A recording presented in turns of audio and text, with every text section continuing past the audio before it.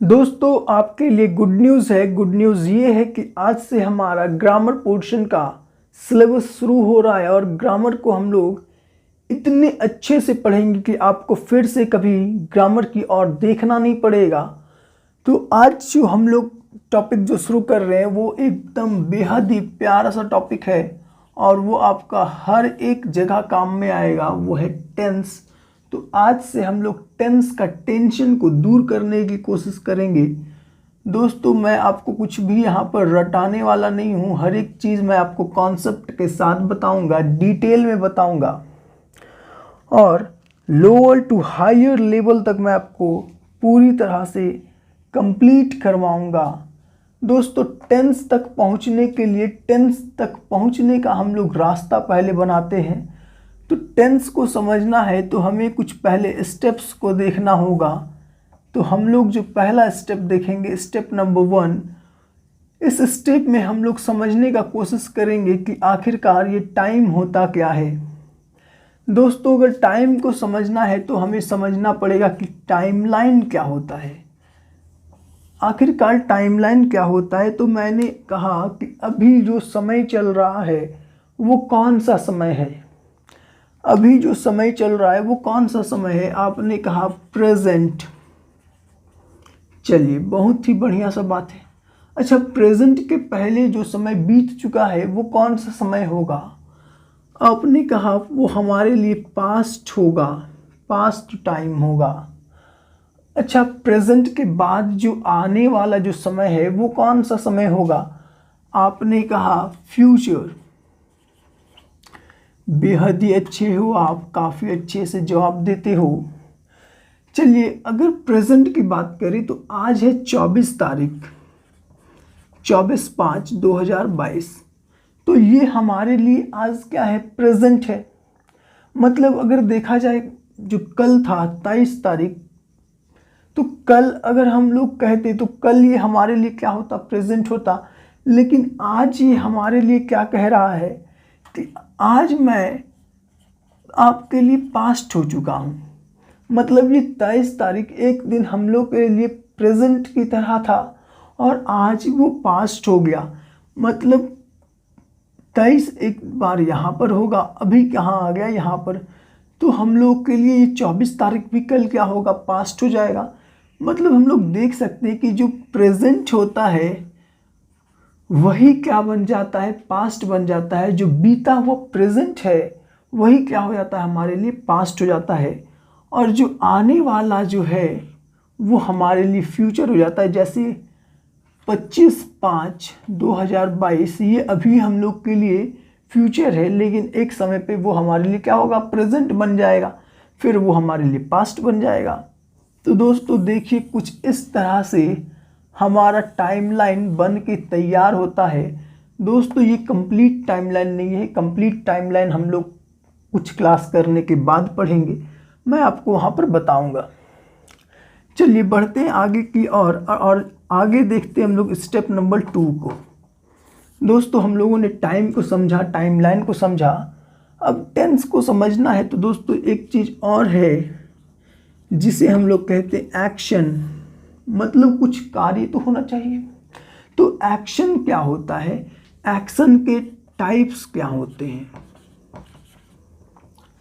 दोस्तों मान लीजिए यहाँ पर एक लड़का है, मैंने इस लड़के से कहा कि यहाँ पर मेरे कुछ बॉक्स रखे हुए हैं, तुम एक काम करो, इस बॉक्स को, इन बॉक्स को तुम इस कमरे में फिल कर दो। इस बॉक्स को ये लड़का फिर क्या करेगा, उठा के रखना शुरू करेगा। मतलब वो काम को करना शुरू करेगा। तो जब वो काम को करना शुरू करेगा तो वो क्या करेगा, एक प्रोसेस स्टार्ट करेगा। और जैसे ही वो प्रोसेस स्टार्ट करेगा वो प्रोसेस क्या कहलाएगा, कॉन्टिन्यूअस। वो क्या प्रोसेस क्या कहलाएगा, कॉन्टिन्यूअस। क्योंकि उसका जो एक्शन था, वो जो प्रोसेस था, उसने क्या किया, कंटिन्यू कर दिया। ये काम करने का जो प्रोसेस था वो कंटिन्यू कर दिया, तो हमें एक मिल गया कॉन्टिन्यूअस प्रोसेस। अच्छा, एक समय पे ये पूरी काम को ख़त्म कर लेगा, मतलब पूरा काम को ये परफेक्टली ख़त्म कर देगा। तो जब ये काम को ख़त्म करेगा तो उसके लिए वो काम क्या हो जाएगा, परफेक्ट हो जाएगा। तो उस समय जो उसका प्रोसेस होगा वो क्या हो जाएगा, परफेक्ट प्रोसेस। क्लियर है? चलिए, मान लीजिए जब ये लड़का काम कर रहा था, काम करना शुरू किया, कंटिन्यू हो गया, काम को वो ख़त्म कर लिया, वो परफेक्ट हो गया। मान लीजिए मैं बीच में अगर इसके पास चला जाता हूँ, जब वो इतना दूर तक बॉक्स को रखा होगा, मैं इसको पूछता हूँ कितना काम किया, तो वो बताएगा कि हाँ मैंने इतना काम किया, ये काम मेरा चल रहा है। मतलब कंटिन्यू होने के बाद कुछ काम, हर एक पल उसके लिए कुछ काम परफेक्ट हो जाएगा और कुछ काम को वो करना अभी बाकी होगा, कर रहा होगा। तो मतलब हर एक जगह पे हम लोग को कुछ काम परफेक्ट मिलेगा। जैसे हम लोग पढ़ाई कर रहे होते हैं तो हमारे बचपन के दिन वो याद करिए, जब हमारे पेरेंट पूछा करते थे, मम्मी पापा बीच में पूछा करते थे कितना पढ़ा, याद हुआ, वगैरह वगैरह। तो हम लोग उस समय क्या करते थे, याद कर रहे हैं, और फिर हम लोग को उनकी तरफ से कुछ इलाज मिलता था। क्यों? क्योंकि वो वहाँ पर डिमांड कर रहे थे कि कुछ काम परफेक्ट दो हमें, और हम लोग हमेशा कॉन्टिन्यूअस को दिखाते थे। तो हर एक जगह पे परफेक्ट की डिमांड होता था, हम लोग कॉन्टिन्यूअस दिखाते थे। पर ऐसा तो होना नहीं चाहिए, समय बीत रहा है तो कुछ काम तो परफेक्ट मिलना चाहिए। तो उसी तरह यहाँ पर कुछ समय बीता तो कुछ काम को उसने परफेक्टली ख़त्म किया होगा, तो उस स्टेज पे हमें कुछ काम परफेक्ट मिला होगा, प्लस कुछ काम को कॉन्टिन्यूअस भी हमें मिलेगा, क्योंकि वो अभी कर रहा है, परफेक्ट तो हुआ नहीं है। तो यहाँ पर हम लोगों ने देखा परफेक्ट प्लस कॉन्टिन्यूअस प्रोसेस भी हम लोग को मिल रहा है। चलिए, ये तीन तो हमें मिल गया। दोस्तों एक और है जिसे हम लोग कहते हैं इनडेफिनिट प्रोसेस। दोस्तों इन तीनों में हम लोगों ने देखा कुछ काम होते हुए दिख रहा है, मतलब ये लड़का काम कर रहा है तो उसका प्रोसेस हमें दिख रहा है। पर दोस्तों जब हम लोग बात करते हैं इंडेफिनिट प्रोसेस की, तो दोस्तों ये इंडेफिनिट प्रोसेस इन तीनों से थोड़ा सा अलग है। इंडेफिनिट प्रोसेस दोस्तों बस केवल इंफॉर्मेशन देने का काम करता है, ओनली इंफॉर्मेशन। जैसे एग्जांपल देता हूँ, जैसे मैं कहता हूँ आई टीच, जैसे ही मैंने कहा आई टीच,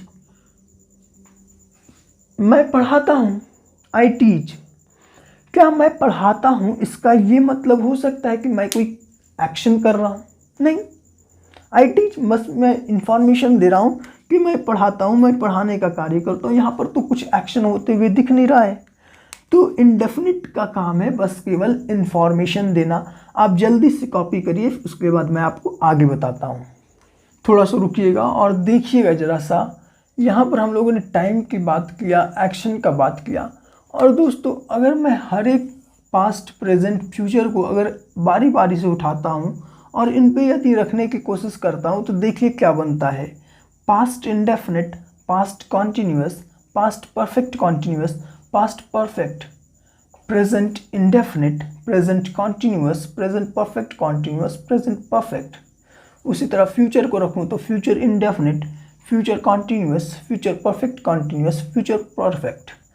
तो हम लोगों ने देखा कि जो 12 जो हमारे पिलर्स होते हैं टेंस का, कुछ इस तरह से बन के तैयार होता है। जल्दी से कॉपी करिए।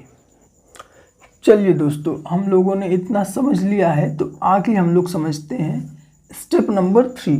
दोस्तों अभी हम लोगों ने टाइम को देखा और देखा एक्शन को। अब दोनों में समानता क्या है, दोनों का रिलेशन क्या है, तो हम लोग देखेंगे टाइम वर्सेस एक्शन। अच्छा, आपके पास कुछ समय है तो आप उस समय में बताइए कुछ ना कुछ एक्शन तो जरूर करोगे। मतलब आपके पास टाइम है तभी आप क्या करोगे, एक्शन करोगे। कोई आप प्रोसेस करोगे, कुछ काम करोगे। अच्छा, आपने कुछ काम किया, कुछ एक्शन किया, तो आप ऐसा हो सकता है क्या कि आपको कुछ टाइम नहीं लगेगा। कुछ आप एक्शन करोगे तो आपको उसमें क्या लगेगा, टाइम लगेगा। मतलब टाइम था तो एक्शन हुआ, एक्शन हुआ तो मतलब टाइम लगा। डेफिनेट सी बात है कि टाइम होगा तभी एक्शन होगा, एक्शन होगा तो टाइम होगा। चलिए, क्लियर है। आगे बढ़ते हैं स्टेप नंबर 4 की तरफ। दोस्तों, बात कर रहे हैं हम लोग टाइम की, तो बता सकते हो कि टाइम कितनी तरह का होगा। तो दोस्तों, टाइम हमारा 2 तरह का होगा। एक तो वो पॉइंट ऑफ टाइम की बात करेगा और एक वो ड्यूरेशन ऑफ टाइम की बात करेगा।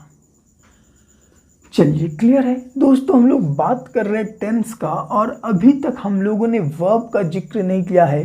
तो टेंस की बात करें और हम लोग वर्ब का जिक्र ना करें, ऐसा हो नहीं सकता है। तो चलिए आगे बढ़ते हैं और स्टेप नंबर 5 में जानते हैं वर्ब को। तो दोस्तों, जो हमारा वर्ब होगा वो बेहद ही प्यारा सा चीज़ है जो पूरे टेंस को उठा के चलेगा। कैसे दोस्तों, ये जो वर्ब होगा हमारा, वही क्या करेगा, रिप्रेजेंट करेगा किसको, रिप्रेजेंट टाइम। दोस्तों, टाइम को रिप्रेजेंट करने वाला कोई और नहीं, वर्ब ही होगा। और जो एक्शन को रिप्रेजेंट करेगा वो भी कोई और नहीं, हमारा वर्ब ही होगा। मतलब अगर देखा जाए टेंस का जो माँ बाप है वो वर्ब ही है। वर्ब के बिना टेंस कुछ नहीं है। जैसे एग्जाम्पल देखते हैं हम लोग, अगर मैं लिखता हूँ he is doing his work, तो दोस्तों ये कौन सा टेंस है, present indefinite, past indefinite, future indefinite, future continuous, ये सब बताने की कोई ज़रूरत नहीं है। बस केवल यहाँ देखिए, क्या इस लाइन में कोई भी ऐसा वर्ड है जो टाइम को रिप्रेजेंट करने की कोशिश कर रहा है, कोई भी ऐसा वर्ड है जो एक्शन को रिप्रेजेंट करने की कोशिश कर रहा है। तो आप बोलोगे ये जो इज़ है वो कहीं ना कहीं पास्ट प्रेजेंट फ्यूचर कुछ टाइम दिखाने की कोशिश कर रहा है। ये जो इज़ है वो क्या करने की कोशिश कर रहा है, टाइम को दिखाने की कोशिश कर रहा है। ये जो डूइंग है, डू एक्शन, एक्शन को दिखाने की कोशिश कर रहा है, एक्शन। ये हेल्पिंग वर्ब है, मेन वर्ब है, ये सब बात करने की जरूरत नहीं है। प्रेजेंट है, कॉन्टीन्यूअस है, ये सब बात करने की जरूरत नहीं है। अच्छा दोस्तों, देखिए अगर देखा जाए तो ये इज़ भी अपने आप में एक वर्ब था, डूइंग भी अपने आप में वर्ब था। हेल्पिंग वर्ब, मेन वर्ब दोस्तों जब मिल जाए तो ये बनता है वर्ब कंपाउंड। इसको आपने एक नया चीज़ को सीखा यहाँ पर, और जब मैं वर्ब बताऊँगा तो वहाँ पर भी बताऊँगा। तो दोस्तों देखिए, ये जो टाइम था उसको भी रिप्रेजेंट किसने किया, वर्ब ने किया। जो एक्शन था उसको भी रिप्रेजेंट वर्ब ने ही किया। तो हम लोग कह सकते हैं कि जो टेंस है वो क्या है, इज इक्वल टू वर्ब है प्लस वर्ब है। एक वर्ब में वो टाइम को रिप्रेजेंट करेगा, एक वर्ब एक्शन को रिप्रेजेंट करेगा।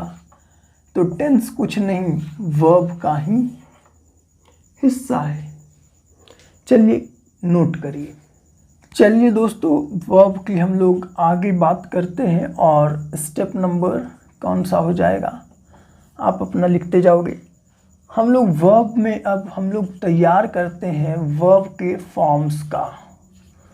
वर्ब फॉर्म्स दोस्तों, हम लोग की एक गलत आदत है जिसे हम लोग हमेशा यूज़ करते हैं, V1, V2, V3 ऐसे पढ़कर। दोस्तों ये गलत है, इसको हम लोग V1, V2, V3 नहीं पढ़ेंगे। क्या पढ़ेंगे, first form of verb, second form of verb, third form of verb. दोस्तों जो फर्स्ट फॉर्म ऑफ वर्ब है ये हमारा बेसिक फॉर्म ऑफ वर्ब होगा। इसका काम है प्रेजेंट को दिखाना। जो सेकंड फॉर्म ऑफ वर्ब है इसका काम है पास्ट को दिखाना। और जो थर्ड फॉर्म ऑफ वर्ब है फ्यूचर नाइन, इसका काम है परफेक्ट को दिखाना। चलिए, इसको हम लोग बेसिक फॉर्म ऑफ वर्ब क्यों कहते हैं? क्योंकि दोस्तों इससे ही जो नेक्स्ट फॉर्म ऑफ वर्ब है इसी वर्ब के फर्स्ट फॉर्म से ही बनता है। कैसे बनता है देखिए, जब हम लोग वर्ब के फर्स्ट फॉर्म में अगर हम लोग आईएनजी जोड़ देते हैं तो देखिए वर्ब के फर्स्ट फॉर्म को ही रखें और उसमें क्या किए कुछ जोड़ें तो क्या बन गया ये कॉन्टिन्यूअस फॉर्म ऑफ वर्ब। ठीक है, V4 नहीं कहेंगे, इसे कॉन्टिन्यूअस फॉर्म ऑफ वर्ब कहेंगे। इसी वर्ब के फर्स्ट फॉर्म को यदि हम लोग एस और ES से जोड़ देते हैं तो ये बन जाता है singular form of verb. V5 नहीं कहेंगे, सिंगुलर फॉर्म ऑफ वर्ब कहेंगे। तो दोस्तों ये हो गया हमारा सिंगुलर फॉर्म ऑफ वर्ब। तो प्लूरल फॉर्म ऑफ वर्ब कौन सा हो जाएगा? तो दोस्तों वर्ब का जो फर्स्ट फॉर्म है वही हो जाएगा प्लूरल फॉर्म ऑफ वर्ब। चलिए, क्लियर है? हम लोग अब आगे बढ़ते हैं अगले स्टेप की ओर और अगले स्टेप में हम लोग वर्ब का ही जिक्र करते हैं और बात करते हैं कि दोस्तों वर्ब कितने टाइप्स होंगे। तो दोस्तों जो वर्ब होगा एक तो वो हमारा बेसिक हेल्पिंग वर्ब होगा। वो बेसिक हेल्पिंग वर्ब कौन कौन से होंगे? वो वर्ब्स जो हैपनिंग को दिखाए, पोजीशन को दिखाए, एक्शन को दिखाए, वो सारे वर्ब्स क्या होंगे? बेसिक हेल्पिंग वर्ब्स होंगे। जैसे बी, हैव, डू। दोस्तों ये बी जो है वो हैपनिंग को दिखाएगा, हैव जो है वो पोजीशन को दिखाएगा, डू जो है वो एक्शन को दिखाएगा। दोस्तों अगर आप इससे देखोगे तो ये जो बेसिक हेल्पिंग वर्ब है वो पास्ट को तो दिखा देता है, परफेक्ट को तो दिखा देता है, पर ये दोस्तों बेसिक हेल्पिंग वर्ब फ्यूचर को नहीं दिखा पाता है। तो फ्यूचर को ही दिखाने के लिए हम लोग मॉडल्स का यूज़ करते हैं। और वो मॉडल्स में कौन कौन से? विल और शैल का यूज़ करते हैं। किस चीज़ को दिखाने के लिए? फ्यूचर को दिखाने के लिए। चलिए दोस्तों, अगर यहाँ तक आपका क्लियर है तो मैं दावे के साथ कह सकता हूँ कि आपको टेंस समझने में कोई भी दिक्कत नहीं होगा। और अब हम लोग शुरू करते हैं प्रेजेंट इंडेफिनिट टेंस, लेकिन आज नहीं, वो हम लोग शुरू करेंगे कल। और कल हम लोग प्रेजेंट इंडेफिनिट टेंस को हर एक कॉन्सेप्ट के साथ समझेंगे और प्रेजेंट इंडेफिनिट टेंस को इतनी बेहतरीन तरीके से समझेंगे। और प्रेजेंट इंडेफिनिट टेंस ही क्यों, पूरी ग्रामर को हम लोग इतनी बेहतरीन तरीके से समझेंगे कि आपको फिर से कहीं कोई भी ग्रामर की क्लास लेनी नहीं पड़ेगी। तो मिलते हैं हम लोग कल। जय हिंद, जय भारत।